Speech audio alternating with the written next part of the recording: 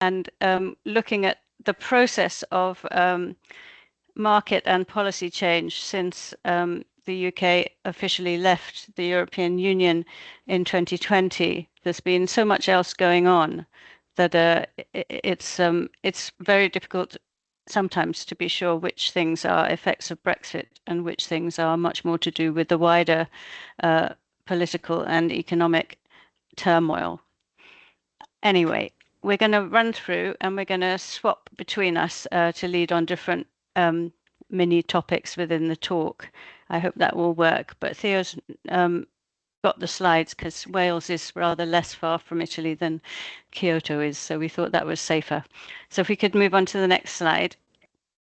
Sorry, just a minute before you go on. We are starting to record this. If this is okay please, for yes. you. So Absolutely. we will leave some material. Thank you very much. Please go on. Okay. So the question we're trying to address is what has Brexit meant so far in practice, and what have been the impacts and the implications both for markets and for policies. And we've structured the talk around, firstly, the sort of timeline and the context in which Brexit has taken place. Then we're going to look a little bit on the impacts on trade and markets and look about how those impacts sit against a very, as we say in the title, turbulent time for external shocks, you might say. And then we're going to look at policy changes, and particularly thinking about the divergent policy pathways in the different countries of the UK, which is an important factor going forwards for thinking about how policy affects change. And then we're going to end with some speculation, I suppose, about how things are shaping up for the future and what it means for the relationship with Europe going forwards. And that's really where we're open to challenge, discussion very much, because none of these things are yet entirely clear, as we'll explain. So let's move on. The process began, of course, with the vote in 2016, which was, as with most of these kinds of referenda, relatively narrow in the difference between those who wanted to remain and those who wanted to leave. But the government took it as a clear vote to leave. But at that point, I think not many people had really thought through what we meant by leaving and what kind of model was anticipated for Brexit. And there was a lot of debate and discussion, both during and after the vote happened. And within each party, there was difference of opinion. There wasn't even a consensus for the parties themselves over what form Brexit should take, which made for a very difficult period of negotiation. We also felt that the official administration had been potentially taken by surprise a little. I remember there had been a kind of impact assessment done a couple of years before the vote, but it was very strategic and high level, whereas this discussion needed to focus much more on the details of how Brexit would actually work. And the process changed over time while this discussion was going on about the type of Brexit. So we saw a gradual shift from a model which began with Theresa May as the Prime Minister in a relatively soft form, talking about trying to stay very close to Europe. But the process was very much influenced by active discussion in the media, and no doubt on the social media as well, moving the debate more and more towards a more extreme or a harder version of Brexit. I would say orchestrated quite a bit by the Leave campaign continuing to work very hard for a more radical break with Europe as part of the process of departure. So we moved from staying close to Europe to the decision there would be no single market and no customs union. And a lot of that process, I think, was fueled by concerns about immigration and border control in particular. So then moving on, I would say also the negotiation process went rather from detailed to desperate, and that was partly because of processes in Parliament with still a very unsettled feel about what should happen, and worries about the detail being too complicated and nobody having thought about how it was going to work in advance. And things like the realization that the Good Friday Agreement in Northern Ireland to establish the peace between the different areas of interests of conflict in Northern Ireland required open borders with the South, which then became a big issue, because if you're negotiating to leave the customs union and the single market, what then happens across the border in Ireland, the island of Ireland? So these became a lot of detail that had to be worked through and worked out before Brexit could happen. But the orchestration in the media meant that then we had changes of prime ministers, we had processes in Parliament of the government being challenged, and a general election being called, and then Boris Johnson campaigning very strongly with this "Get Brexit Done" slogan, and being voted back in with quite a considerable majority on the agenda to get Brexit done. The process then became very determined, but still not very good on the detail. So we ended up leaving on the timeline that Boris Johnson had more or less committed to when he was elected, but with an awful lot of holes in the agreement in respect of how things were going to work. And so in the period after that, we were then hit with COVID. We were hit with the consequences of the war in Ukraine in respect of grain markets and prices, the fuel crisis with huge costs increasing on energy. And all of those things affected the UK's ability to negotiate some of the detail that had still remained unresolved after the leave process was enacted. What this meant was a whole load of convergent impacts on the whole of the farm sector, and more widely, I would say, also in terms of rural policy, and uncertainty about the future, and shocks to incomes, shocks to people's planning in the medium and longer term, leading to a lot of people claimed a big downturn, if you like, in morale across the farming sector because of this uncertainty, because of this turbulence, and because the Brexit situation was still relatively unclear. So then we come to 2024, the final point on the slide, where we had another election and a change of government. So moving from the right of centre party to the left of centre party. And since then, a number of things have changed. So I would say a partial reset is underway, and a slight change in focus with regard to the future relationship with Europe as a result of that switch. So moving on, sorry, Theo. Keep moving. The trade impacts at the high level. With the European Union, a free trade agreement was signed in December 2020 and applied from May 2021. But this still required significant changes in the detail of how trade would operate, largely because the UK was very concerned to ensure that it had the ability to diverge if it needed to, because it already saw differences in terms of issues like pesticide approvals or other aspects of the regulatory environment where it might wish to, what would you say, change standards in order to facilitate greater international trade. The Singapore under Thames quote is about the idea of a more free trade environment, stimulating growth and becoming more competitive. And there was this political commitment that the quid pro quo with Brexit would be to seek other trading opportunities if our trading relationship with Europe had changed. And therefore, the UK launched on a series of agreements to do with bilateral trade agreements with different blocs or countries. But most of them were using more or less the model that had existed when we were part of the EU.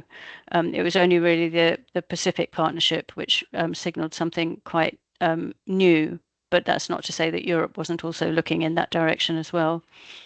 The complicating factors for looking at the trade impact of Brexit is all of these other things that were going on in global markets at the same time. If you remember, it was a significant period while there were sort of blockades of the Gulf, which was really important for trade coming from further east in global markets, which slowed down the whole process of trade and added significantly to costs for importers looking further afield than Europe. And then much more recently, of course, we've had the whole process of Donald Trump's approach to tariffs affecting both current and expectations of market behavior in agri-food and other areas. Compounding all that, we have climate change having a huge impact on agricultural production conditions. So several years of either the wettest ever or the hottest ever on record for the UK, which have had big effects on availability of products and pricing. So it's difficult to clarify the impact, as I said before. In addition, I think it's quite important to note that there was a kind of political reticence to grasp the nettle of talking immediately about what Brexit was doing to the UK economy. And there'd been a lot of indications that the expectation was that Brexit could lead to an economic downturn, or at least to a lack of growth relative to what might be happening in other countries, because of the fact that prior to Brexit, trade with Europe was one of our most significant areas of international trade.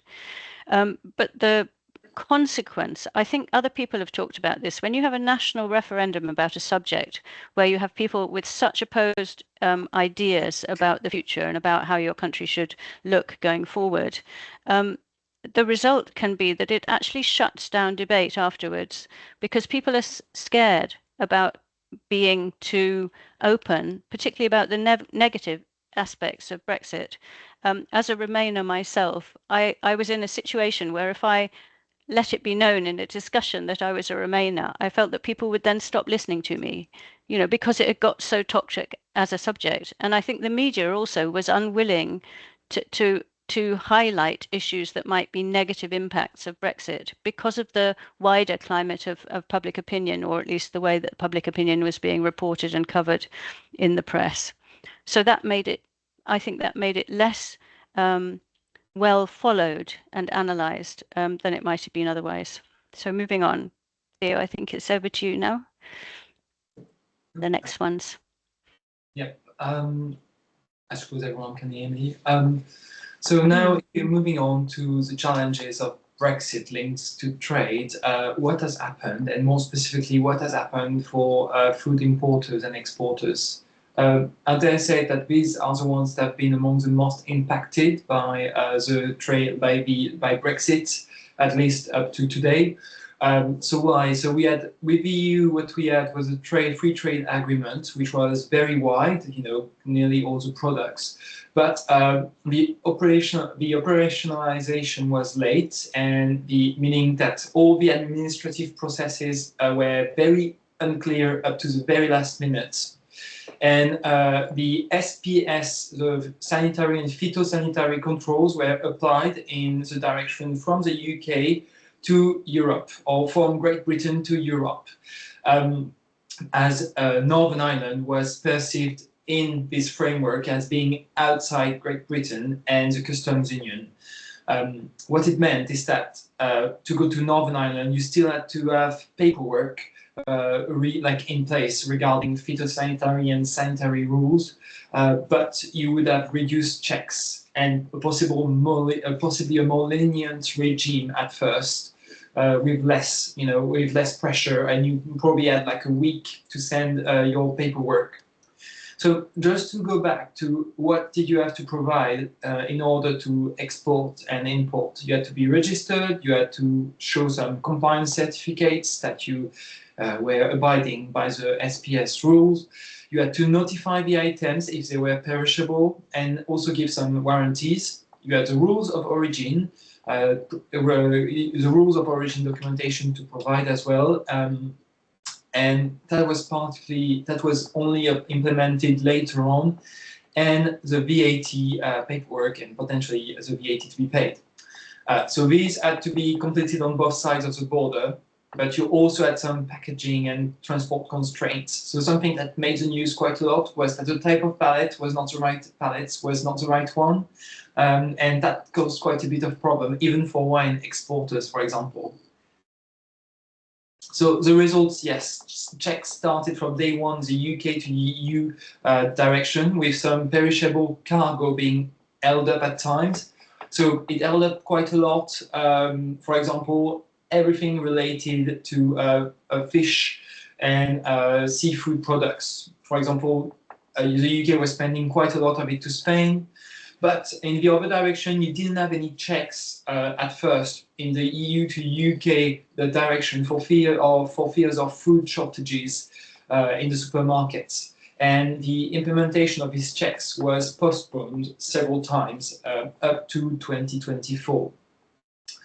Northern Ireland had an hybrid status depending on the customers to which you were sending your products. So if it was Tesco in Northern Ireland, you were fine. If it was Tesco but in the Republic of Ireland, you were not all right, and you had to be a lot more comprehensive in the paperwork that you were producing. So as I mentioned, the rules of origin were only implemented in 2022, the checks.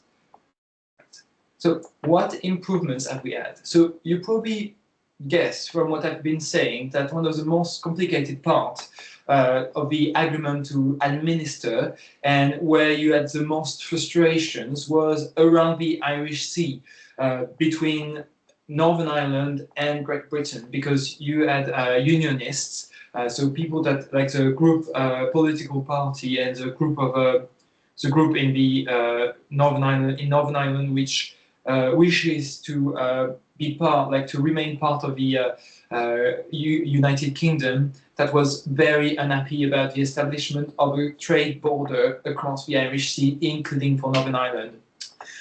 So as a result, Rishi Sunak at the time in 2023 concluded the Windsor framework, where there was an adjustment of the Northern Ireland Protocol. And what it meant is that you had a watered down border compared to what it was, again, depending on where you were sending your products. So if Tesco was sending a truckload of products for the supermarkets to Northern Ireland, they could use what was called a green lane, because their products were deemed less at risk because they were only going to Northern Ireland, and they would have reduced paperwork required. So as Janet mentioned, there's been a reset of the relationship with the EU, with the change in government, and what it might mean is that we have a SPS agreement being negotiated with a sort of dynamic regulatory alignment. So I'm in government, so I can tell you that from what it's making good progress. So that would be a major positive, and that would be a major positive element for UK businesses. So if we're looking at the trade impact the wider trade impacts for agri-food and rural products, so just thinking about the wider picture, so Ukraine war had an impact because, as in the EU, we reduced the trade barriers in terms of quota, but also tariffs. So that meant that after the break in production at the very start of the war, Ukraine products have played a greater role gradually in the market. So it's particularly important for poultry, if I remember well. COVID was a bit of a problem as well for UK trade, because at the same time you had Brexit, the first Brexit-related rules around exporting, importing, and you had some shortages of food products, mostly due to supply chain issues, but it was very difficult to distinguish what was Brexit and what was related to COVID. I remember in particular Italian products were lacking for several months, and there was outcries in supermarkets, people couldn't get their pasta. No pasta, yeah, exactly, traumatized people. And you also had quite a few weather events almost every year. So that meant that you had a lot of adjustments of trading, etc. On parallel, in terms of USA, related elements, so with a big hopes were pinned by the UK government on the negotiation of a trade deal, but it would potentially come with trade-offs on agriculture and food, and it was the concerns were particularly high among British people for hormones, chlorine treatment, and the welfare of animals. So and that was a very big concern, and that's a very big concern in the British public. So that was before Trump, and it's before the second Trump administration. But now, with the second Trump administration and their tariff, like their tariff, so the UK was hit with a 10% tariff on most goods and services. And there was kind of a negotiation process already between the Labour government and the Trump administration to reduce the tariff level, and some concessions were made on beef already to have more beef imports coming into the UK. It's worth also highlighting that we've had a shift overall in terms of patterns, in terms of patterns of trades. So we've had a reduction of the UK imports and exports with the EU, but we've also had a growth of other nations which are not US and not EU. So, and it's a trend that it was not new in itself, and that already existed. So I have this quote from a very interesting report from the USDA. I don't know if it will still be available today, but I certainly hope so. So relative to trade with the rest of the world, rates of agri-food trade growth in the European Union and the UK suggest that both regions are diversifying to other trading partners, despite observed increase in bilateral trade. So in a sense, we are importing more as a proportion of our total imports from other regions of the world. For example, I don't know, South Africa, part of Africa, other parts of Africa, or South America than we were before. So that's just to show you a bit what has been happening. So as you can see, the trade on the left, you have the trade between the UK and the EU. So you have, it's in blue, and you have a relative stability in terms of total value. Obviously, if you deflate it, it's likely it would show a bit of a drop. And on the other hand, when you look at the trade, agri-food trade with the rest of the world, it's been picking up a bit since 2020. But if you deflate it, it would not represent a huge increase. And what you notice as well, when you start to look on the right at the deviation from previous years, is that you don't notice like a huge, variation from compared to what it is, over the years. We have a bit of a drop, but it's not incredible either. So yeah. Thanks. So moving on swiftly to policy, we'll come back to both at the end. There was a confirmation very early on that after Brexit, the UK agricultural policy would remain devolved as it had been more or less under the CAP. So decisions were made separately in England, Wales, Scotland and Northern Ireland concerning how the CAP was implemented and the shape of the second pillar in particular, where there's the most discretion. However, it was already apparent in the early discussions that there was a more radical agenda for policy reform in England than would be the case in the other three countries, for reasons which are a mixture of the way they voted in the Brexit referendum and also their future political alignment. So for Northern Ireland, of course, there's always a wish to stay more or less close to the policies being implemented in Southern Ireland for a number of reasons to do with future trajectory. In Scotland, the political party in power has been the Scottish National Party, which wishes to align itself closely with Europe because it would seek to be an independent country within Europe were it to achieve independence within the UK. Wales is a bit intermediate, I would say, following a little bit the English agenda, but with a stronger rural constituency and concern.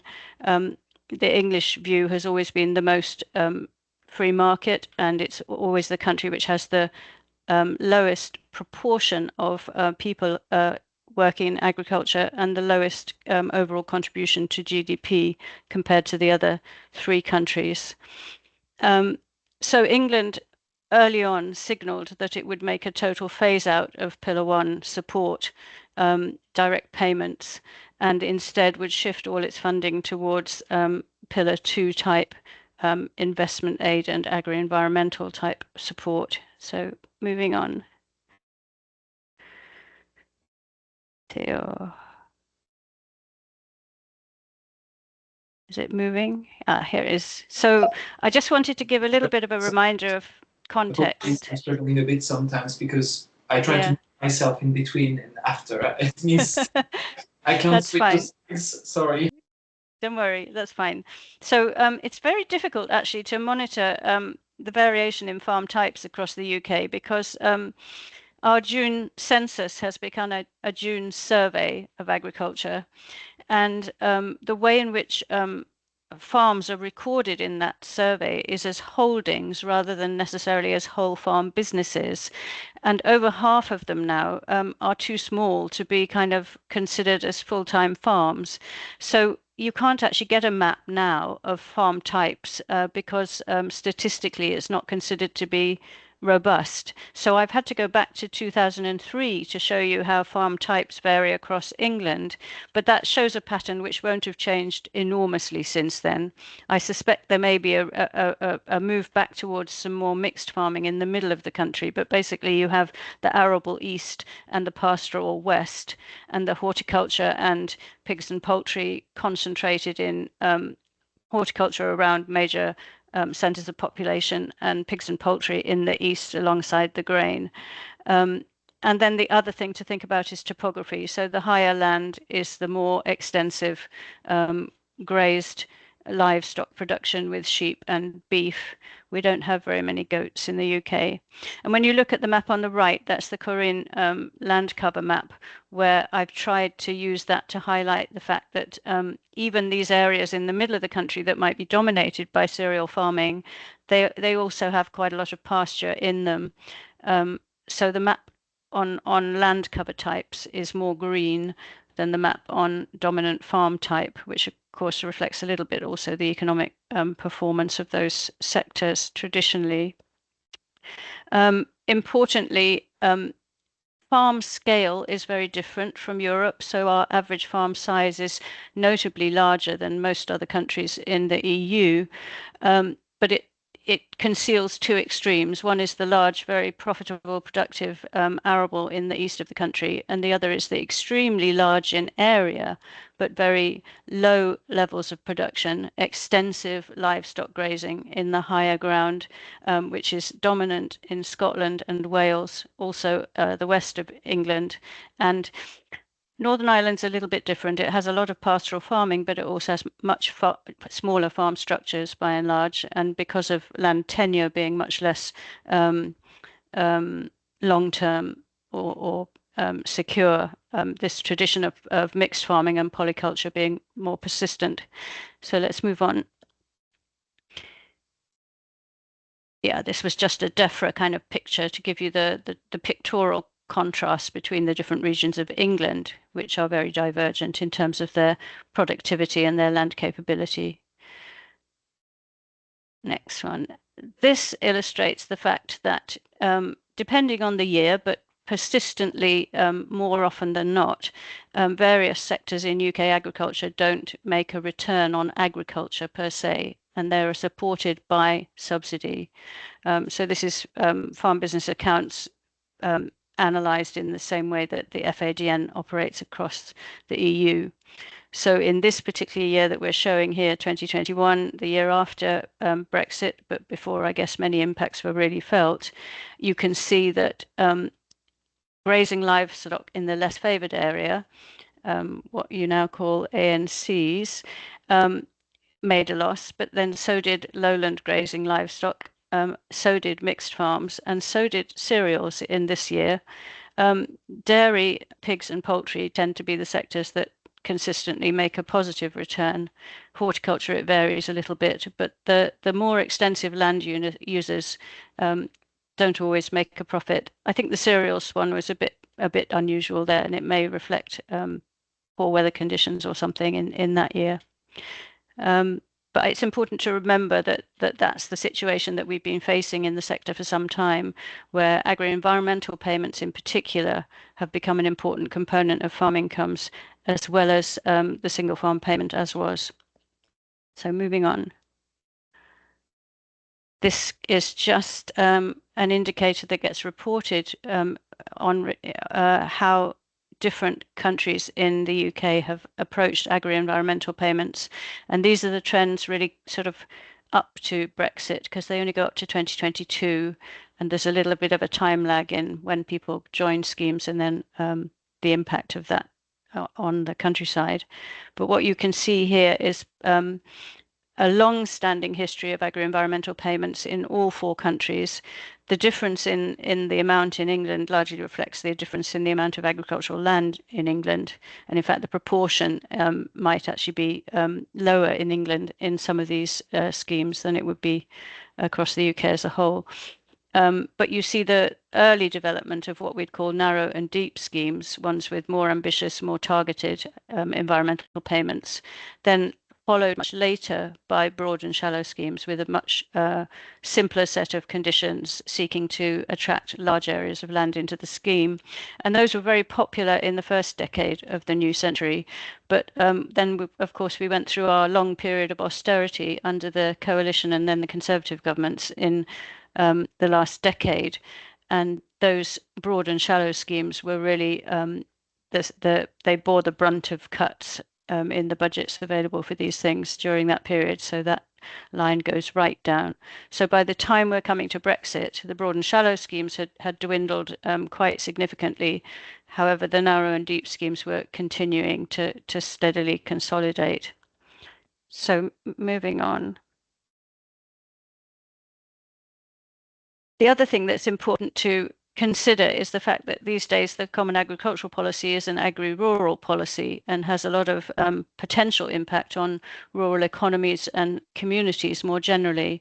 So it's important to recognise there are some distinctions for the UK compared to other European countries. That the rural population is relatively high, and in many parts of England in particular, it's growing or stable. But there is still the phenomenon of rural decline and inaccessibility in the most remote parts of both the English uplands, but also more so in Scotland, Wales and Northern Ireland.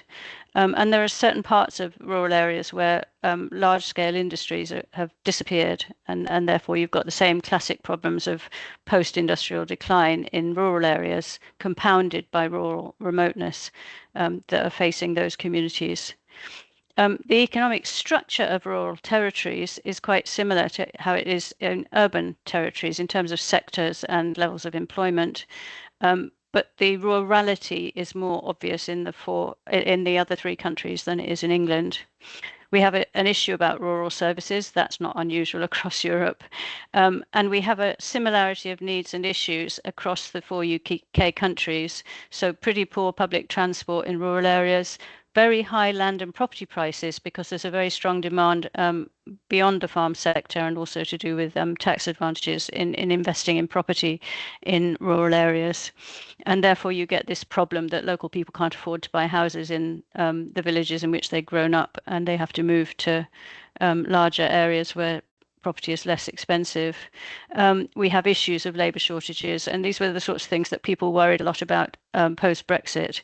The high reliance on non-UK workers, many of whom had come from Central and Eastern Europe to supply many agri-food and other rural sector jobs. However, as somebody who works a lot in rural research and is often trying to raise awareness among politicians and other interested parties about rural issues, I would say that we have a particular problem with the fact that the government in Whitehall doesn't really recognise rural. I think some people sometimes think that everyone who lives in a rural area in England is very wealthy and doesn't need any support from the state. And this is a very distorted and incorrect picture if you look at the data. So thank you. Moving on. Is it back to you, Theo? Oh, no, it's me. One more. So overall, the total budget devoted to agriculture, if you take the areas covered by the Common Agricultural Policy, has been relatively unchanged since Brexit. We've seen some modest cuts, but that's partly in response to general economic challenges that I think have affected many countries in Europe. So this pressure to reduce the scale of the budget in agriculture is, I would say, across Europe, it's a concern. The agricultural policies are changing. In England, many of the non-agri-environmental elements of rural policy and non-competitiveness focused rural policy have kind of disappeared. Leader has gone. These things are remaining stronger in the other three countries. In England, we have a new environmental land management scheme rollout process. We'll talk more about that later. In Scotland, we have a model that is more closely aligned to the CAP. In Wales, there is a new scheme with a new rural focus, and similarly, things are happening in Northern Ireland with a particular focus in Northern Ireland on soil health and nutrient planning, which I think is a model that we could, in other countries, learn from. So I think now, next slide, Theo. Yeah, so in England, we have a complicated and ambitious program of change to phase out completely direct payments. And it was supposed to be on a steady decline over 7 years. But as a result of the budget constraints on the government more generally, this year they've virtually been reduced to zero. So that's the single farm payment. The basic payment scheme has disappeared. And the aim was that the new schemes would be rolled out in parallel such that people could leave the basic farm payment and join one of the new schemes. But it hasn't quite worked out like that. You'll notice on this slide that there are certain things that are crossed out, and that's because there were proposals that were announced but were then not followed up, or at least references were made to various things happening that haven't actually happened. And that's been for a combination of budgetary and, I would say, institutional reasons to do with the ambition of the programme in England for change. I think we'd better move on because of time.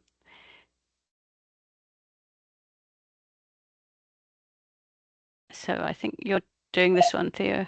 Sorry, I need to unmute myself, as usual. Yeah, so Wales, I think, in the Welsh case, well, England was kind of the hothead and wanted to redo everything very quickly and use as much as possible its existing policy tools and try to address specific points to improve the productivity of the sector and the economic generation. Wales was more, let's try to be ambitious and develop a holistic model. The main problems linked to this have been the poor communication and I would say as well the long development, because they started in 2017 and they still haven't, they don't, like this year is going to be the pilot policy of the first layer of the scheme. So it is long lead-in time, slow development. So the goal of the Welsh government was to support the sustainable food production while addressing the climate and nature emergencies. Quite a big program, and they wanted to do a whole farm approach to deal with the land on the holding, and they wanted to encourage sustainable practices, support farm incomes, and transition to a more sustainable agriculture. So again, there was a question of balancing food production and public good delivery, and the fact that farmers would be paid mostly for delivering public goods, including a social value, but still seen as mostly public goods. So there was 3-tier schemes with a list of action, and what you have to understand is these 3 tiers are more and more ambitious. So if we go to the table at the bottom, you have an example with an action type, which in this case is minimize the risk of catching and spreading disease. And you have the universal layer. If you want to get in the scheme, you have to do it, it's mandatory. And then you have the optional action for which you will be paid a bit more. So you, for example, because you have a reward for doing extra work on your fencing and edges. And then you have extra layers available, which are the collaborative actions with which where you can work with your neighbors to do even more things and be paid more. And the advice sitting separate, so still some support to the scheme. Yeah. So if I go to the structure of, I think what we should do, Theo, because we've got an awful lot of detail in these slides, is kind of run through them quite quickly so that people can come back to them in the discussion, because otherwise we're going to go a bit over time. But the interesting thing, I think, with all of these is that although they've got different orientation, the details are actually quite similar in some ways in terms of this kind of stepped approach to environmental management, but with a different emphasis on the social aspects of farming within them. Is that okay, Theo? We'll kind of move through quite quick. Yeah, it's okay. Yeah, I guess. Yeah. Time-wise. Yeah. So basically, Wales is going to phase out the BPS gradually from 2025, but they've already getting quite a lot of heat because there's been feelings that they've been phasing out the BPS as a first pillar of the CAP too fast. So Scotland, what I think I need to tell you on Scotland is that they're not changing too much the CAP as a common agricultural policy package, but there will be a lot more conditionality compared to what it is now, and the conditionality is going to build up gradually to transition all the farmers into the next tiers of the Scottish policy. So, for example, from 2025, you have wool farm plans, which are mandatory with carbon audits, biodiversity, soil analysis, etc. So it's a lot more focused than what we've seen in Wales, which is a bit, we're doing something very holistic, very ambitious, but it's very late. And in Scotland, it's more, we're quite focusing gradually on building up our policy. That's just the different tiers to explain kind of the payment structure in Scotland. And in Northern Ireland, what I really need to tell you is really that they are like remaining broadly focused on the two-pillar CAP structure. That's why you have your column on the left, the column on the right. But what's very important to feed to you is that they are focusing on two specific schemes, 2 to 3 specific schemes for their environmentally focused measures around LiDAR scheme, with focus really on hydrology and erosion reduction, another one around soil health, and finally some research measures, some efficiency measures around carbon. That's something we could possibly discuss later, but basically the programs that we've talked about are ramping up in the different nations. And in England, you can see very much at the bottom right that they are starting to recruit a lot more farmers in their agri-environmental schemes. Janet, do you want to come in? Yeah, sure. So, yeah, I don't know if Theo shares my views on this, but I think what's happened in England is a kind of lesson in how not to manage things when you're ambitious civil servants with lots of good ideas, but not a lot of practical experience, she says. So what we have is stop and go, I'd say, in respect of what's happening with the new schemes, and a lot of promises which failed to deliver against the timeline that was initially set out. So the Pillar 1 has been relentlessly reducing, and this promise that everybody would move smoothly into Pillar 2 or into these new schemes has not come to pass in an even or smooth way. And some sectors have been left waiting for things to emerge, and other sectors have been more able to move more quickly into new schemes. And there's been adjustments made in response to recognition that with the old agri-environmental approach sitting on top of Pillar 1 payments, when you move to the new system, you have to do something about the fact that you're losing a lot of payment in a system, and so you need to make the payments in agri-environment more generous. In respect of Wales, I would say that the scheme is more holistic and integrated. It hasn't gone live yet, so that's the problem that Theo talked about. And there have been significant political mistakes made in respect of the way in which the proposals have been published, with impact assessments which have suggested large reductions in the number of farms, which sort of led to a huge backlash from the rural press and the farming unions. Similar impact assessments were made in the other countries for their schemes, but they weren't made so prominent, I think. So there were issues there.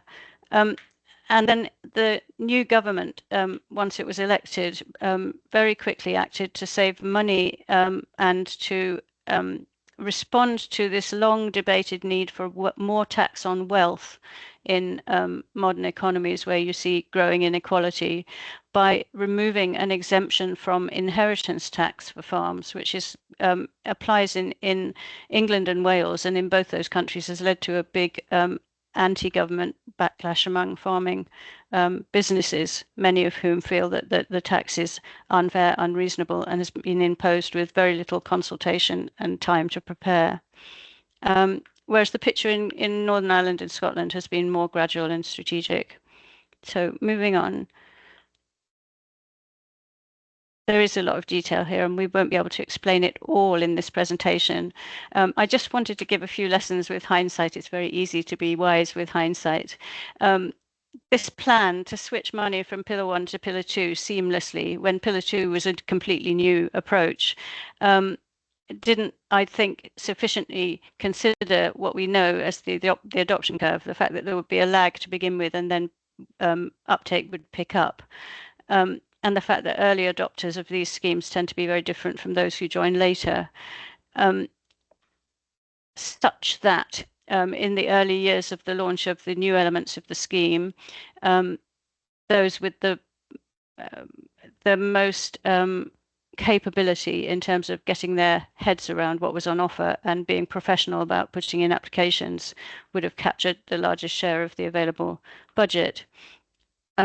These schemes were being launched against very difficult external circumstances, weather extremes and global conflicts, which were playing havoc with farm incomes. And people are perhaps more risk averse when they're having to face those sorts of conditions. So again, there was more lag in terms of people's willingness to embrace the new schemes. There was also a big design challenge here. There was a complete change of focus initially, wanting to shift away from a classic agri-environmental scheme based on management prescriptions and instead focusing on the idea of defining standards for different types of habitats or landscapes, being more focused on outcomes. In the end, I think they've reverted much more to a kind of classic agri-environmental model. But early on, this meant quite long delays in sorting out what the standard could be. You know, how do you define a standard for grassland? I mean, at national level, it's yeah, I think it's very difficult to do and possibly not a wise thing to focus on. There was a very early decision to fix the formula for payment to the WTO compliant agri-environmental formula, so only compensation for income foregone and the cost of management, which immediately gives you an issue in respect of how you reward those farms in the marginal areas who are making losses for doing environmental management, often on land which has high nature value. So a big issue there in respect of how do you get the payments reflecting what might be societal values in these different situations. And I think if you look at comparative work that was done in the 90s on payments in agri-environment schemes, the UK was quite parsimonious in terms of its setting of payment rates, and this became an issue in the new schemes in respect of not giving a sufficient incentive to encourage people in when they were contemplating something very new. And there was no targeting of the budget. They operated a first come first served system, which meant that the budget was then used up by 2024 and the scheme has closed to new entrants. And that's an issue because there's an imbalance in terms of the sectors that have gone in and the sectors that have still been waiting for the details of the scheme to come out so that they could join. And in particular, the marginal farms in the high nature value areas are the ones that have been left behind. So there's a whole, what should we say, a long list of dissatisfactions in respect of how you make this transition work. Sorry, we're running short of time. Let's move on. Sector trends and impacts. I think this is you, Theo. Do you want to quickly run through what we think? Yeah, that's fine. Yeah, in general, in terms of impact on the different sectors, on livestock products, I think the global pressures in terms of demand means that the impact on prices have been very limited. As well, because there's been a bit of a reduction in terms of the UK herd size before Brexit. So it means that the demand is the supply is a bit depressed, and the demands globally remains relatively strong, and the demand in the UK for meat product remains relatively strong as well. So overall, it's been quite positive. It's been not negative as we could have expected. And the reduction in the EU dairy herd has further meant that the supply has been depressed in the EU, and the UK supply has had to pick up a little bit. Yeah, so there's been more challenging context for cereals in comparison compared to livestock. Farm structures, we're not seeing anything particularly new compared to before. So a reduction in numbers of farm holding and a greater concentration of production. And that's being incentivized by the government. I don't know if you spotted it, but in England, there was a retirement scheme. And as well, the UK business environment is challenging in general. So subsidy costs, subsidy cuts, high cost of production, for example, in terms of electricity or workforce, challenges to get workforce for specific elements, and some extreme weather events which are difficult to deal with, in some regions, for example, Herefordshire and things like that. And you have a lot of areas in England which are trapped in former schemes, which are not really prepared to go in the future and with a very short time frame in terms of outlook for them. So it's difficult to predict for farmers. It's difficult to predict what they're going to do. Yep, that's right. So we have issues of farmer protests and political pressures for the government to do more for the sector. But it is a small sector in the UK economy as a whole. So it's not certain that those protests will lead to significant change. There have been changes in the way in which these new schemes are being designed and in the negotiating process, but there have not been any major changes in the sense of direction of travel. The inheritance tax exemption example that I talked about earlier is somewhere where the government seems to be digging its heels in and not going to change its attitude, even though there may be some moves to try and ensure that a smaller proportion of farms get captured by the change. Moving on. The next, you wanted to say something? No, I think it's just okay. We mostly described it as the structural elements. Yeah, okay, so the final slide. This is my kind of thinking ahead, also reflecting discussions with Theo. So we think farming will remain a low priority for the UK government. Its eyes are much more on the economy, on the health service, on education. Farming is pretty low down the agenda. And as a result, it's very unsure the direction of travel across the territory of the UK. I do a lot of work in the uplands, and there is a big debate going on about a lot of strong NGO pressure for rewilding. And these debates about, do we mean a future which is land sharing or land sparing? I don't know if you're familiar with that terminology. And then the influence of the Climate Act in the UK, which compels the government to act in a fairly ambitious way to move towards climate neutrality, carbon neutrality. And then the way that the UK has positioned itself classically in respect of food security has been to say we get our food security through trade. It's unclear at the moment whether there's been a change post-COVID and whether people are more keen to see a greater degree of food security from domestic production. It's being debated. There's a broader interest in food systems and food policies. We came out with a food strategy, which was not exactly official government policy, but it was kind of funded by the government and then delivered separately by a committee of experts. There's a lot of discussion about the implications of poor diet for obesity and for the cost for the health service. I don't know if this is the same in other European countries. It might be interesting to reflect on that. In respect of the shape of the future agricultural or agri-rural support, we predict more policy churn. So there's more work to be done to sort these measures out and to get towards future policies which are in place and secure and which farmers can understand and interact with. Something that I think has been sadly lacking has been a true commitment towards the idea that you need to tailor your policies more to the different circumstances in different parts of the UK. I don't mean just the countries, I mean within the countries and the territorial variation.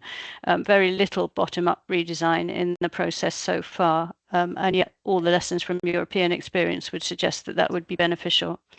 In terms of production, I think there's a big question over what will happen. I think there's a big question over what will. How did that happen? Sorry. In respect of the relationship with the EU, I think that's likely to grow, and there will be a rapprochement, but how far that will go, again, depends a little bit on the survival of this current government, perhaps. I think rural futures may diverge because of the greater commitment in Scotland, Northern Ireland and Wales to a rural community and a rural viability agenda. Whereas in England, we do face this persistent issue of rural being a bit invisible.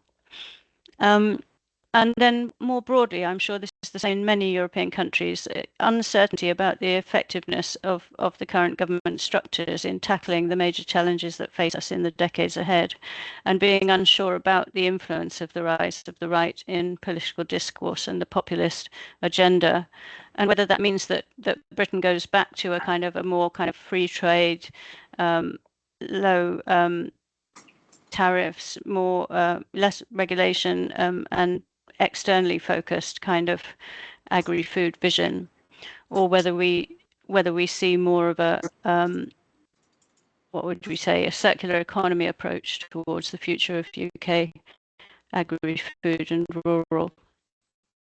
So that's it. Sorry, I've gone on a little bit longer than our 45 minutes, but thank you for your attention. Very nice picture. Thank you very much, Janet and Theo, for your rich and interesting presentation. Now we can give the floor to Teresa Regiuce, which will open the discussion. And then if anybody would like after Teresa to ask questions to Janet and Theo or comments about their presentation, please raise the little hand on Teams and I will call your name in the right order. Thank you. Teresa, please.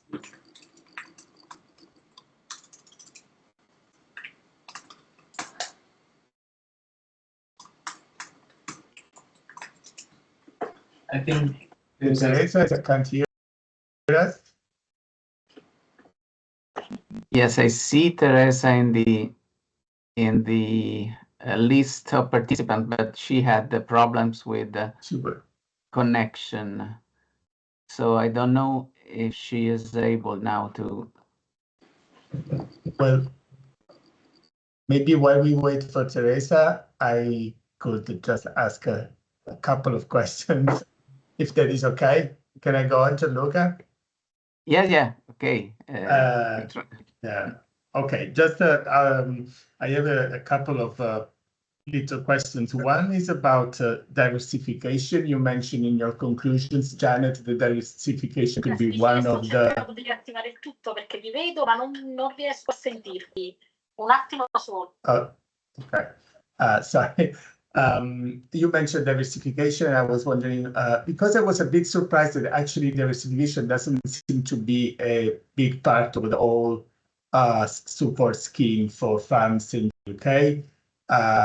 So I was wondering if you have any things. And sorry, the other question very quickly is about, do you have an idea how farmers vote in terms of Brexit as a category? Yeah. I suppose they voted against, I suppose. But it's interesting that you should think.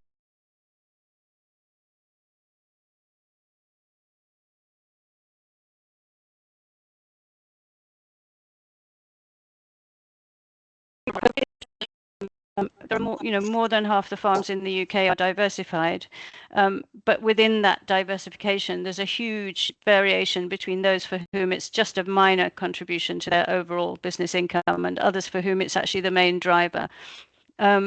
So there is continued support to help people to diversify if they wish to, within the context of improving productivity, if your business model involves a kind of diversification. But I don't think there's a classic focus on it as a way forward in terms of the government's policy. I think there was an important trend after COVID of a growing interest in short food supply chains and adding value as a strategy for resilience. And in fact, this is something that we've been debating, I think, in the academic context and in quite a lot of policy debates with farmers' unions looking at the future, that because of the uncertainty that everyone's experienced in the last 5 years, partly because of Brexit, but also partly because of all these big external shocks and the weather crises, is the idea of not putting all your eggs in one basket and therefore diversifying your income streams as a mechanism for survival.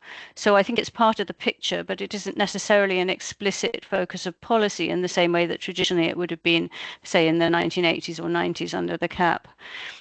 As regards to the Brexit, the polls that were done at the time suggested that more farmers voted to leave than voted to remain. But the interesting thing is that, you might say this is turkeys voting for Christmas, because, most of them are highly dependent on the policy that was supporting their incomes. But I think there was a massive frustration with the way in which the schemes were being operated.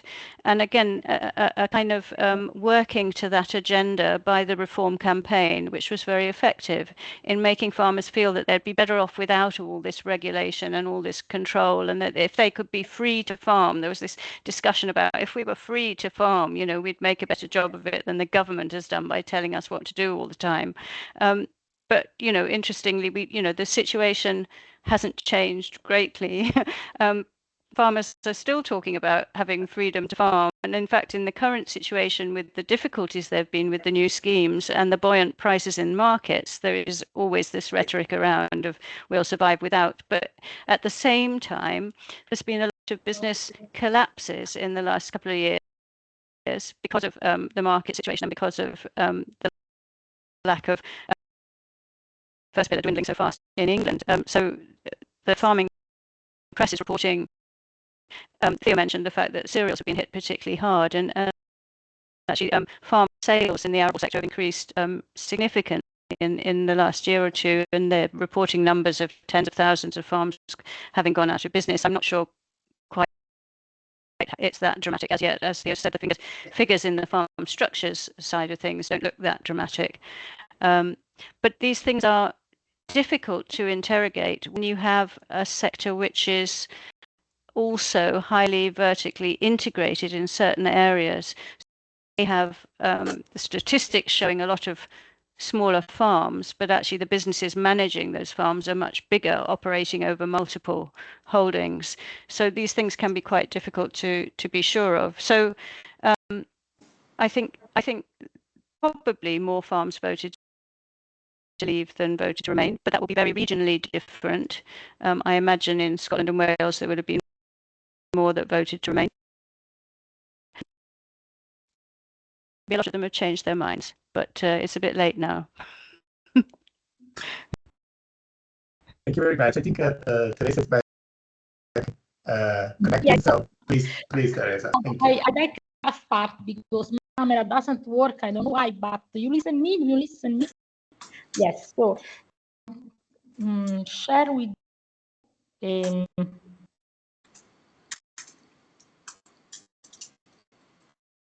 One moment.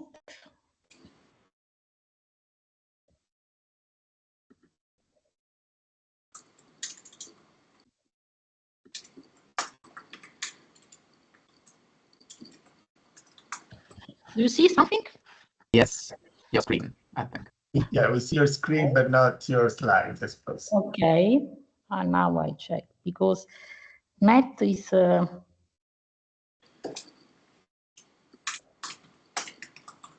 Now?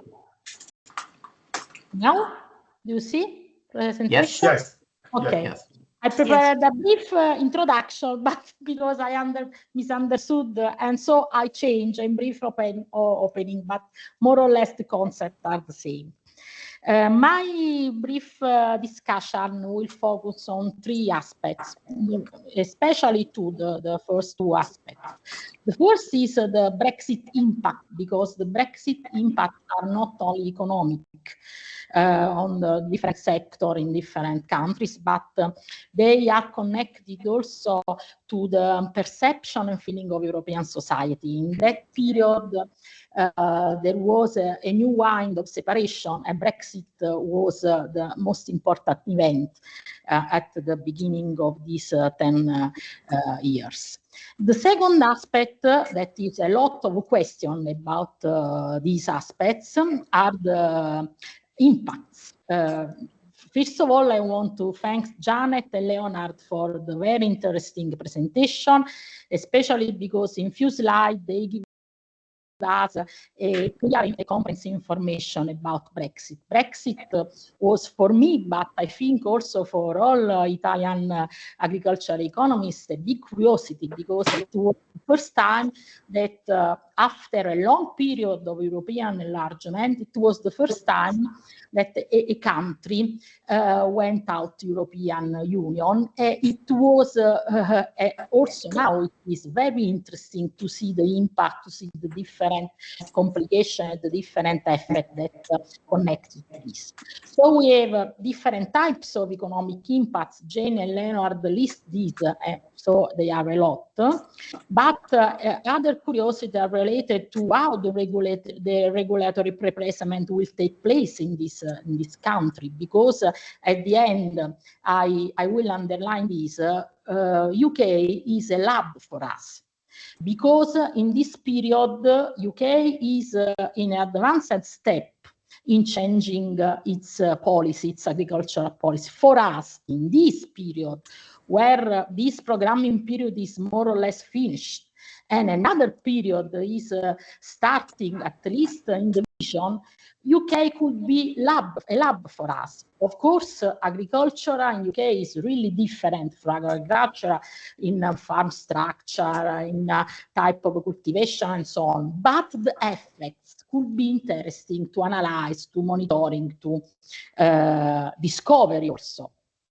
So how to regulatory replacement will take place, how the pillars of the CAP will be managed and will be changed, like Janet and Leonard illustrated us before. And then there is an open question at the end, that is the future relationship between UK and EU. Perhaps we have a partial answer, also Janet said us a partial answer, but this is an open question. I go quickly on this, because I have listed some, but we already discussed this. We want to underline one, I think is the most important, is the compliance about phytosanitary and sanitary aspects, because this is one point between EU and UK, but also between EU and other countries. We are discussing a lot about this, because this represents a competitiveness which is very, very important now and more in the future. Complexity of bureaucracy, increasing cost for new compliance and new way to export and so on, but about this we have already discussed.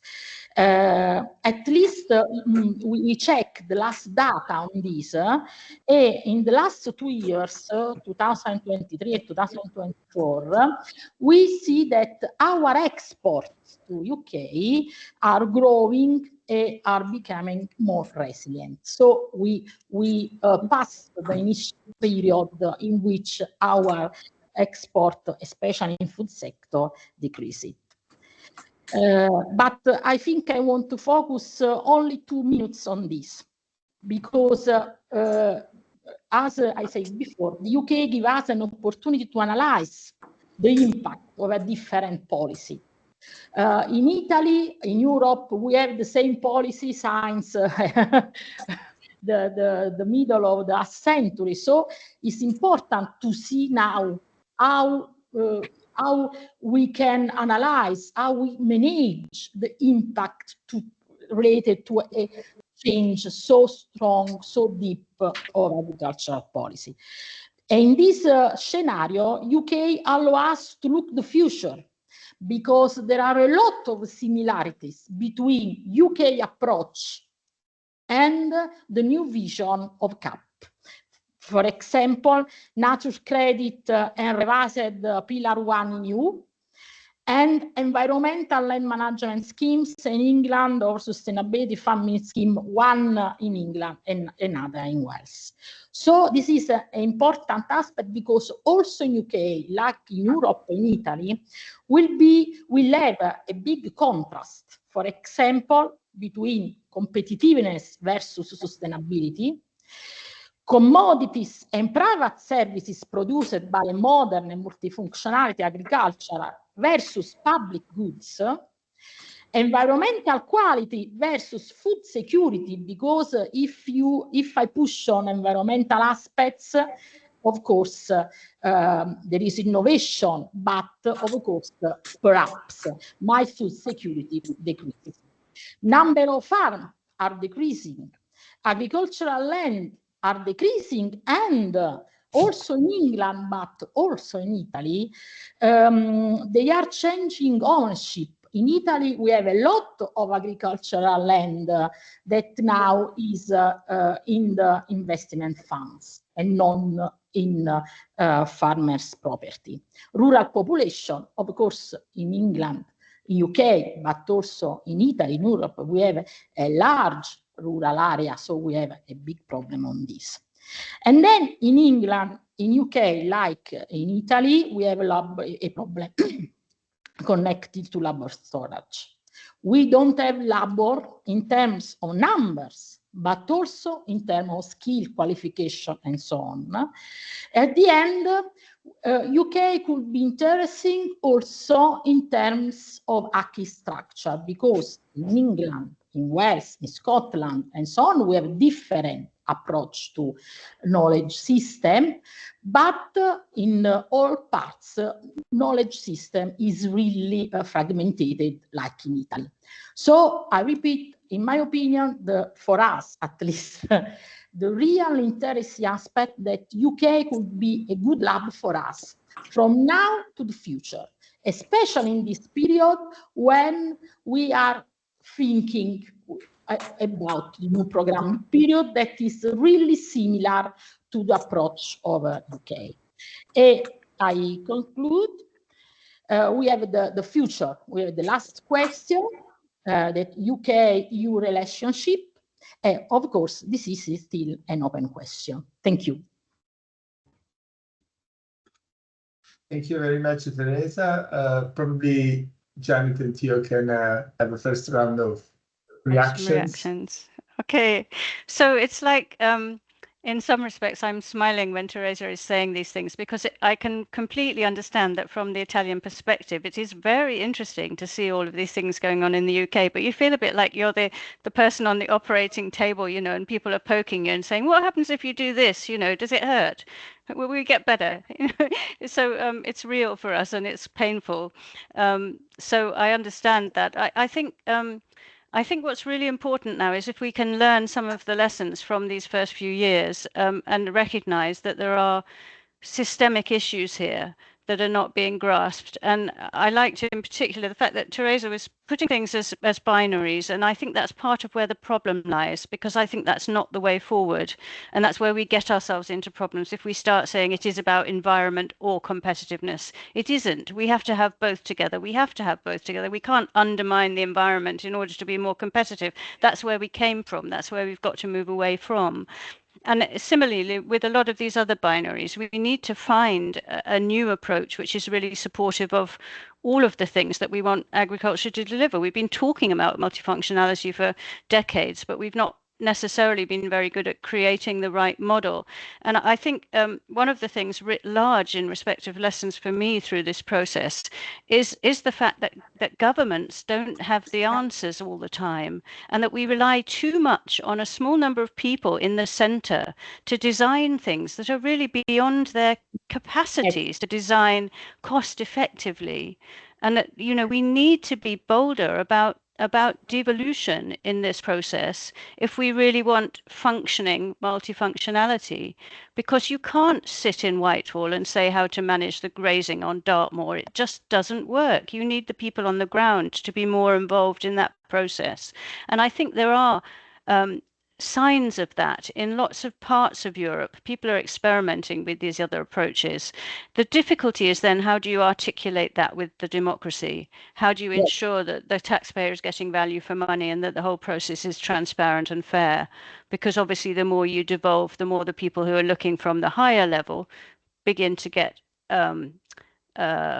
what would you say? Suspicious is the wrong word, but a little bit worried about whether what's being delivered at the local level is actually what's needed at the top level. And we have these discussions going on a lot now in this policy development phase in the UK. But I think yeah, the idea that one could launch a completely ambitious new scheme with a different approach from a desk in London it's been shown to be insufficient and inefficient. Theo, would you like to add some comments? Like this, well, I think that the approaches followed by the different nations of the UK were extremely different. That said, a significant amount of top-down remains across policies. The worst offenders would be, I think, potentially Scotland and England. But that said, Scotland tends to work a lot more with its research institute and integrates the work between the research institutes, the farming union, and what's happening in government a lot more. And the same happens in Northern Ireland, where there's quite a strong connection. In Wales, there's been a lot of consultations, etc., but we still have a policy which is for now sounds a lot of top-down and struggles to have this level of flexibility that could work to adapt policies to the local level. What it creates is that we have some threshold effects. Some people that, because the rules are set in a certain way and are very rigid because they are management by prescriptions, don't feel like they can get in it, where they could deliver massive benefits out of it. For example, I'm a farmer, but I'm in the north, I'm in the Lakes District in the north of England, and the prescriptions for grazing might be designed for someone which is in the Midlands or in Dartmoor. So that's a totally different kind of problem.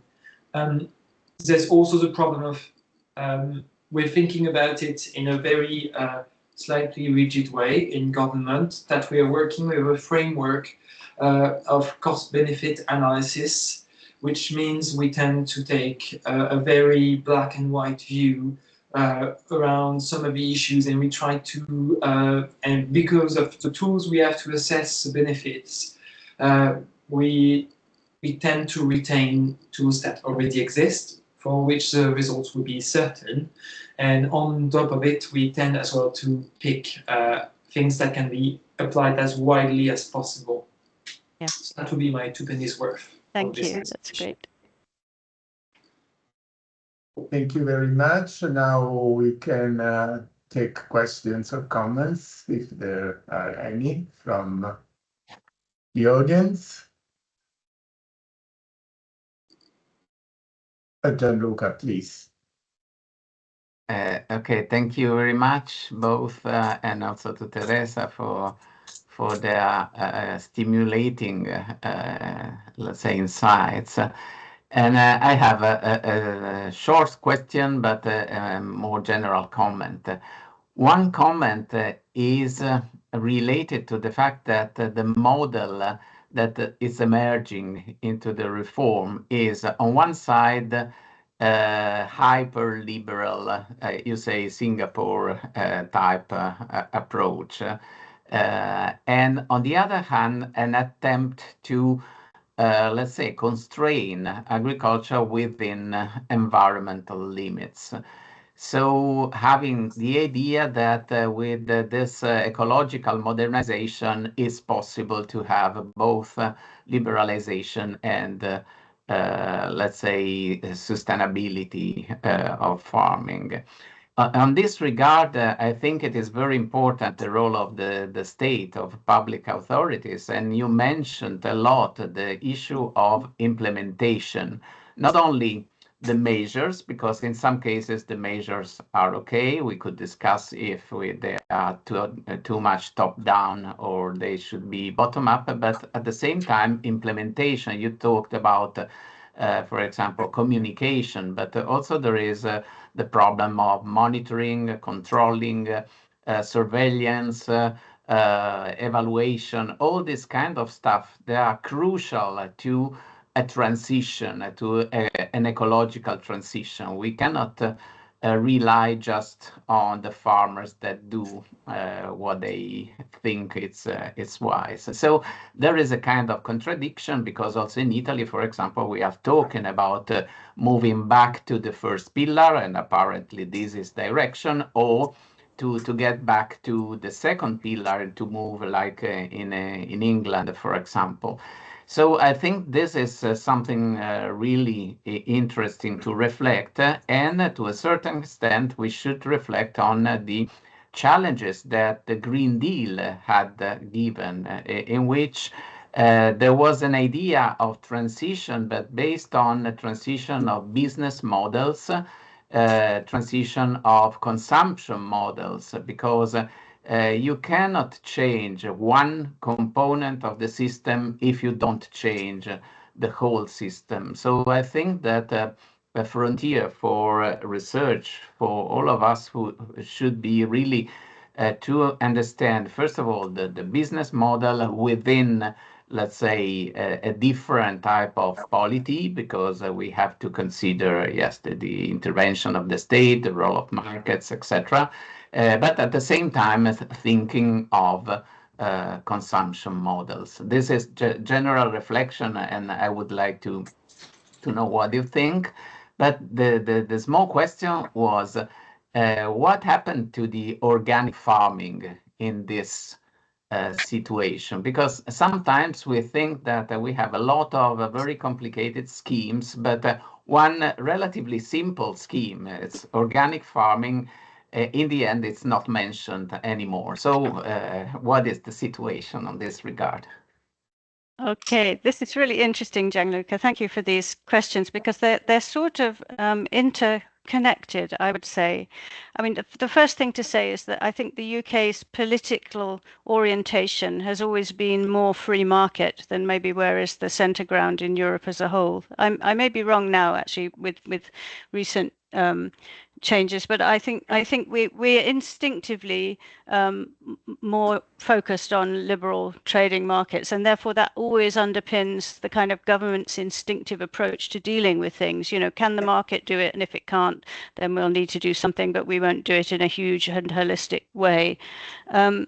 So when you were talking about monitoring and control, I was thinking about the fact that the silent partners, or the silent players in a lot of this, are the big multiples in food processing and food retailing, who stay relatively quiet in these debates about agri-rural policy, and yet they are already doing a lot in respect of monitoring and control of production processes across the UK food system.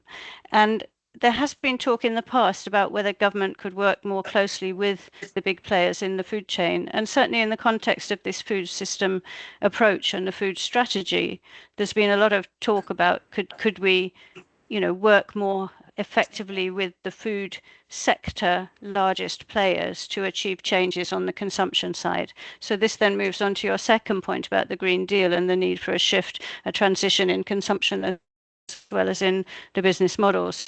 And linking to your third point about where's organic gone, organic has become diffused into a whole, I would say, quite a bottom-up movement in respect of what we now call alternative, sustainable, regenerative agriculture, where we have this phenomenon of a lot of younger farmers being very inspired by alternative methods. And this event that happens every year called Groundswell on a farm near Hertfordshire, that was just started by the initiative of the farming family themselves, who were very keen on regenerative agricultural methods. And it started with a few hundred farmers, and it's now many thousands. And if you go there, the atmosphere is very positive, very innovative, very stretching the boundaries of normal thinking about what's a conventional farm business and how you can make a successful future in agriculture and multifunctional land management, which I think has been very refreshing. And it's very typical of the UK that the innovation is coming from private sector, as you would say, rather than from a drive in the public sector for these things to happen.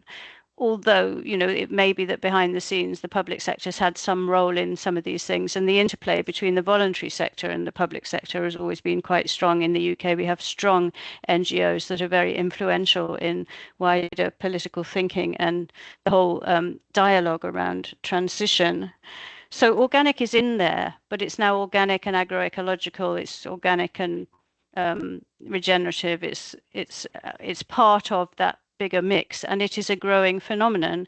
And I would imagine now, with most young people taking on farms having at least education to a post-school diploma level, and many of them having university degrees, they're exposed to the whole language around the turn towards more sustainable methods. So I think this is not fringe anymore. It's much more mainstream in terms of what people are thinking about with the way they develop their businesses.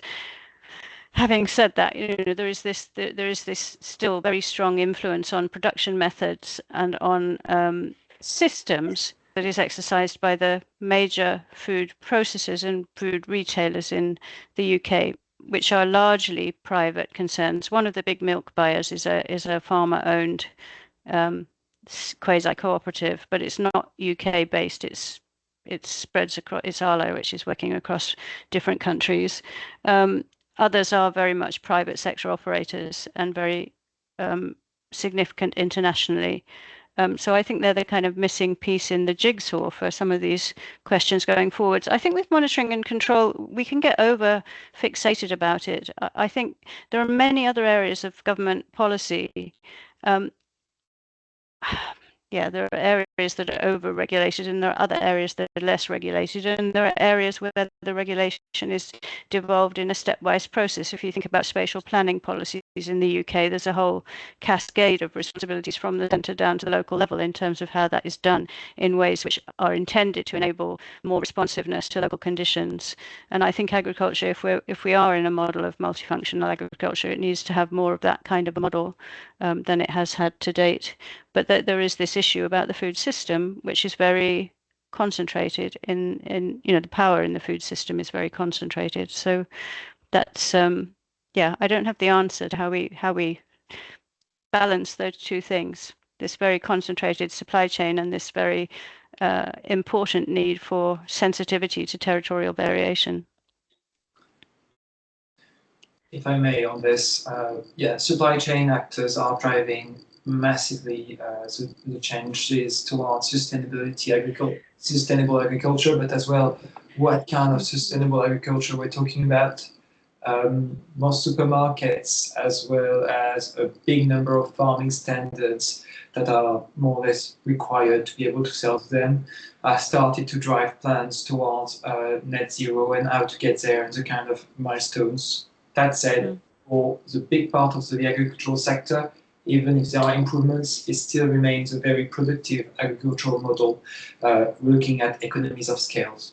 That would be one important point, and that's also the vision which was basically in the food strategy framework that would be published, that would therefore build its policy on.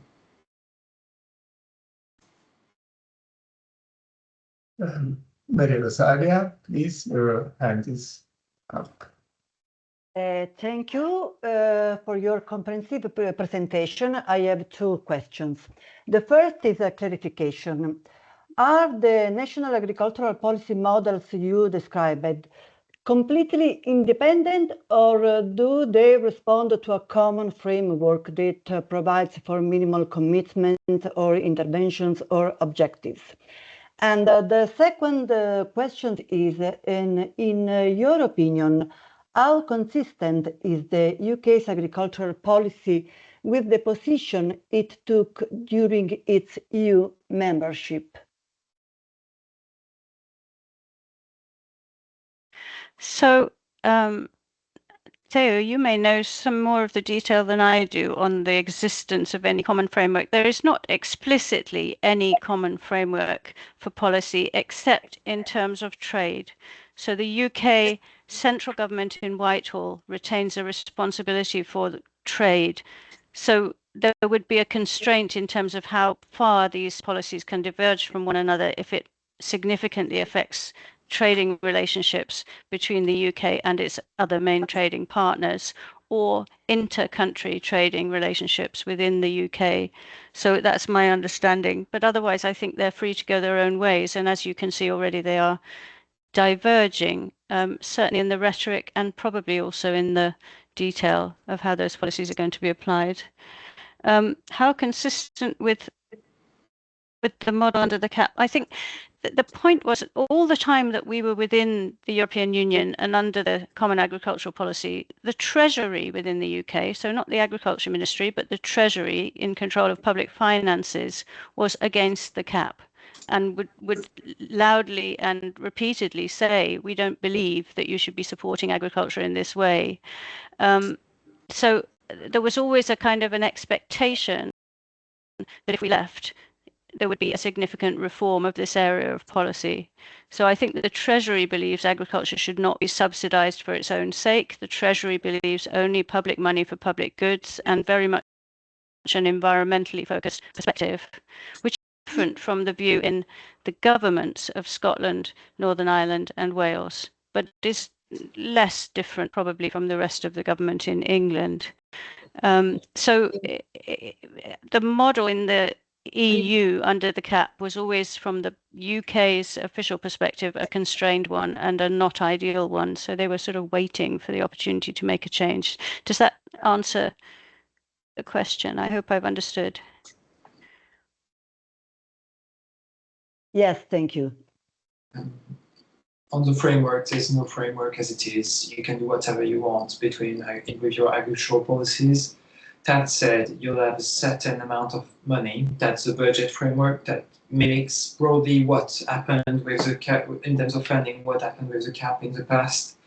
And after that, you can make some choices to use it for different amounts, some different types of policies, and you have to be able to defend it to the Treasury, to the Ministry of Finance of the UK. That means that as a result, you have to have a certain level of homogeneity and the structure of what you present to be able to defend your case, because that's what's expected. You're expected to have a business case and that is presented in a certain manner.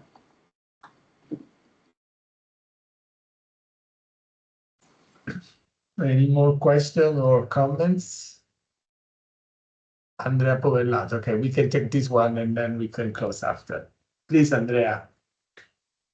Yes, I am happy to see again Janet. Good presentation from you and also from you. Just a question about the disappearing of the direct payment in England. Of course, all the modelers want to disentangle the different factors that can have an impact on the evolution of the farming sector and of the other sector. But in this case, from a very qualitative point of view, do you think that this short period for decreasing the direct payment is the major factor for what you call the disaster of England, or is a much more complex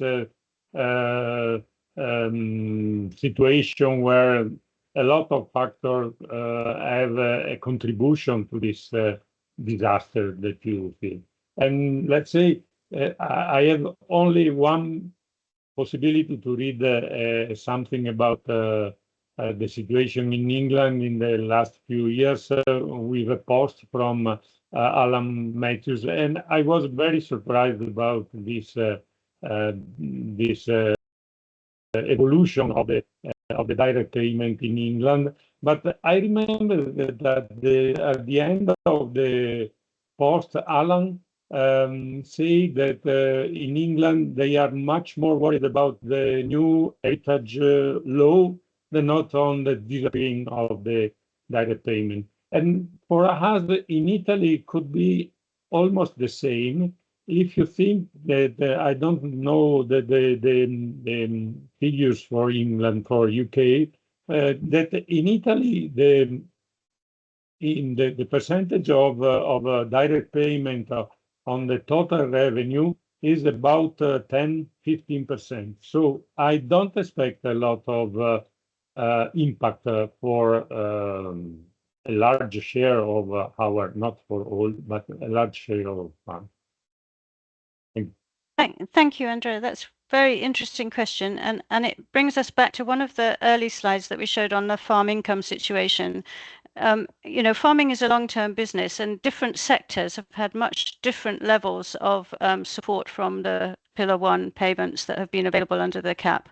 So, you know, grazing livestock has been heavily supported by Pillar 1, and I work a lot with upland farmers, so I feel very much the impact of the removal of the BPS on those extensive grazing farms in the uplands of England and other parts of the UK, if that were to happen more widely. However, in other sectors, obviously in the dairy sector, they didn't really have those payments until we started to fiddle around with the milk regime after 2000. So it's a much shorter history of intervention and a much less impact on the overall revenue of those farms because they're making much more from the market. So they're less dependent. So for them, you know, the phasing out of Pillar 1 maybe is just like something in a lifetime. You see it come and go, and it doesn't make a huge difference. In cereals, it's a bit more complicated because we have a huge diversity of different enterprise models, and so we have some that are more dependent and others that are much less dependent. So the difficulties at the moment, I think, are things that maybe some people wouldn't have expected, that the cereals sector does seem to be suffering quite a lot as a result of the combination of what's been happening on markets and the removal of the Pillar 1 support. And some of it's to do with expectations and business planning. And if people aren't quick enough to look ahead and see what's coming, you know, then these things will come as a shock when suddenly they realize that in this year's check from the government is half the size of the one that they had the year before. So, you know, some of this is to do with people's attitudes towards their business management and their business planning. And generally, as we know, the farms where most of their time is spent on the day-to-day and not enough time is spent on the planning, they're the ones that get into difficulties because they haven't thought ahead, whereas others who are much better supported with advice and with planning and with strategies that look ahead into the future, maybe they have ways of adapting and resilience for coping with these changes. So I think it's been very uneven. I think that I'm very worried about this future for the uplands. I also think it coincides with a view within the UK Treasury that the uplands would be better off left to nature. They don't seem to understand that the uplands have been managed for centuries and the nature in the uplands depends upon continued management. They seem to think that if you took away all the people, it would be better for everybody, particularly take away all the sheep. But, you know, I think that's wrong. But that's, unfortunately, that's one of the views that is quite popular in the media.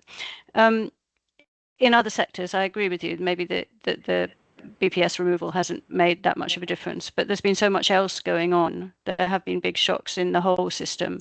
So I think future uncertainty is the one thing that we can be certain of, that people need to start modifying their strategies for. I was very interested that this year's Farmer of the Year, Farmers Weekly, the most widely read farming weekly newspaper, does a Farmer of the Year award. And this year, the person who won was somebody from Cornwall who is a mixed farmer, who has about 5 different enterprises on the farm, who showcases that whole model of, you know, not having all your eggs in one basket, adding value, having a direct relationship with the consumer, all of those things which, when I began doing this work 30 years ago, people told me that was niche and not mainstream and not serious, you know.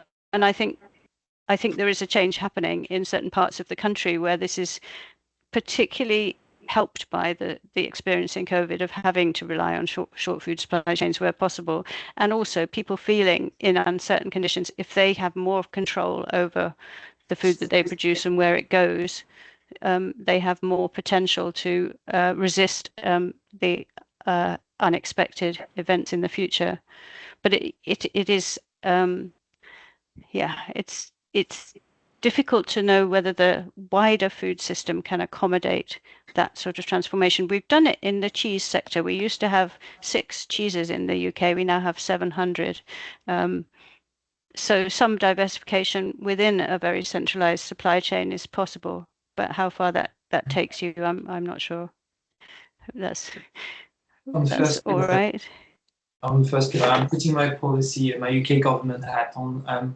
There's a very strong aversion in DEFRA based on public documents for direct payments to farmer, and particularly for acreage-based or area-based direct payments, as well as coupled payments. They are seen as increasing inefficiency and contributing to the increase of the price of land, and propping up unsustainable farms economically. And as a result, that if you remove them after a period of adjustment, you'd have an overall more productive economically sector. That's word for word what you can see in policy documents from DEFRA. I hope it helps. There's a different vision in the other developed nations. For example, Scotland still has some coupled payments on suckler cows and upland sheep. Yeah, there's different views. Sorry, I didn't touch on your point, Andre, about inheritance tax. Land prices in the UK are very high. The inheritance tax exemption that has applied since the Conservative administration in the late 1980s introduced this 100% exemption for agricultural land and 50% for land which is tenanted, so where it's not the landowner that farms, has been reduced because they've put in a maximum threshold now, and the argument has been that the Treasury got its models wrong in thinking that this wouldn't apply to very many farms, and that actually the £1 million threshold per person involved in the ownership of the land is far too low for it to be a minimalist measure, and it's actually one that's going to affect a lot of smaller and medium-sized farm businesses. However, it applies in other sectors of business, and once you've got over the bump of something being introduced, it's the issue is that if you've got 7 years before you die, if you give your farm to your next generation, you can avoid the tax. But with the average age of farmers in Europe at the moment being somewhere in the 60s or 70s, a lot of the feeling that was engendered by this change has been the fact that many farmers are perhaps within 7 years of the end of their lives and therefore haven't the time to avoid this issue. But it is that, I mean, there are examples of people from other sectors buying farms as a way of avoiding inheritance tax. So, these things are quite difficult. Theo? Yeah, I was just going to say, so UK government hat again on this specifically. I think that this policy was designed to target the inheritance tax loophole that Janet just mentioned. People buying agricultural assets in order to be beneficiaries of like a tax inheritance tax relief. That said, the threshold of £1 million is per person, like owning. So if you own with your spouse, you'd be able to get a bigger allowance. And on top of that, you'd have other allowances that fit into it around the value of your primary residence, what you can give to your next of kin, etc. So actually, if you combine the two spouses, you'd be closer to £3 million of allowance, which is less dramatic. That said, based on what we can, based on the farms that you're thinking of, we can think of, the impact is likely to be greater in the in the east and the southeast of England. That's where most of the inheritance tax revenue comes from for agricultural businesses. So that's where it's likely to continue to come from and to hit those people the most. That said, it doesn't tax very wealthy landowners that have descended from the gentry, because they've managed to escape the inheritance tax since 1945. So it doesn't apply to them still. So you only solve a very small part of the problem. And it would take us a long time to explain how that works, but I'm sure you're right, Theo. Thank you. Well, I think we should close this seminar, also because it's almost 11 p.m. in Kyoto, so I think it's time for Janet to leave us, but not before having thanked her and Theo very, very much and warmly for their very, very interesting speech. And